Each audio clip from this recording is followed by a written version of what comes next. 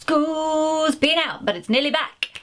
Up and down the country, the race is on to get school preparations complete. If you are new to the world of school mummery, here are my 5 top tips for things you need to know. Tip number 1 is to label everything. This cannot be stressed enough. I think there's actually a catchy little song going around about it. No? Okay. So it's common sense that you have to label all the school uniform, but it doesn't stop there. Label their shoes. Yes, my son has come home with someone else's shoes on. Label the lunchbox, their wellies, their drink box, their PE kit, their hat. Basically, if it is going to be out of your sight for more than about a second, label it. Tip number 2 is to get them prepared. So this goes for both the practical things like being able to take off their own coat and do their own shoes, to making sure they're okay going to the toilet by themselves, but also familiarising themselves with the kind of ways that school works and the things that they might be doing. So there are school role play sets that you can buy, there are books that you can read, or even just get a bunch of soft toys together and play school. Let them be the teacher and be in control, and go through things like taking the register, going and having lunch, doing some lessons, sitting down, listening to teacher, going off to the toilet and back. Because even if kids have been in a nursery before, going into school, into reception, is a little bit of an alien environment, and anything that can feel familiar or they can have kind of a reference to grab onto is going to help them. Tip number 3. This is not my idea, I've stolen it from somebody else, but it's lovely, and it's the idea of having a comforter in their pocket. I had a little bit of an issue with this with my eldest. The idea is that you give them a little something, a little token. For my son, he had a little fabric heart, and he can keep it in his pocket, and if at any time in the school day he feels anxious or uneasy or just a little bit thrown by things, he can put his hand in his pocket and my heart is in there, and it can remind him that I'm thinking of him and that I love him, and kind of make him feel safe. What I would recommend you do if you're going to do this is tell the teacher. Because my son came home, I said, "How are things? Did you have mummy's heart in your pocket?" No, the teacher confiscated it. So the concept is lovely, but maybe let the teacher in on it so they don't take your heart away.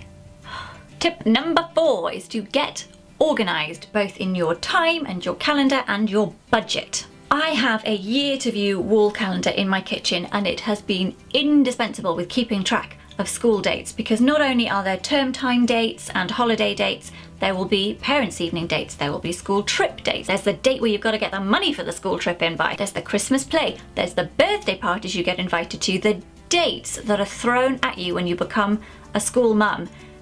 You can't keep that kind of information in your head. So invest in some sort of organiser, whether it's on your phone, or if you're like me, you need to see things written down. A year to view calendar on the wall.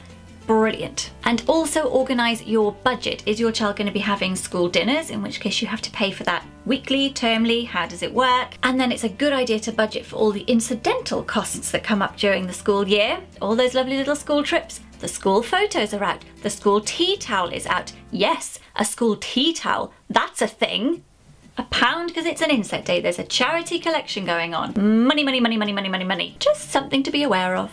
And my tip number 5 is to be prepared for some behaviour changes at home. At the end of the reception year, I went out for a drink with a load of the school mums, and we got to talking, and it turned out that pretty much all of us had had massive behaviour problems at home when school first started. It seemed to manifest itself more or less the same in all of our kids, that they were just really acting up, they were having big tantrums, they were being really, really defiant. The logic seems to be that kids know right from wrong. They know how they're supposed to behave, and when they go into this school environment that's the most disciplined setting they've ever been in, they know how they're supposed to be and what will happen to them if they misbehave and they get told off and they don't want that. So they hold it all together. But also so much is new and things are unfamiliar and they don't really know what's going on, and maybe they're doing things they don't really enjoy doing and they don't really like it, but they hold it all together for that school day, and then when they come home to you, the person they feel safe with, the person that they trust, they let it all out.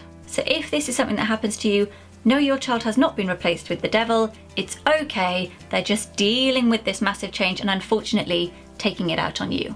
The other behaviour thing is you will want to know what their day was like, and they'll come out of school and you'll go, "Hiya darling, how was your day? What did you do today? Did you learn something? Did you play with your friends? What did you do?" And they will say, "I don't remember." What?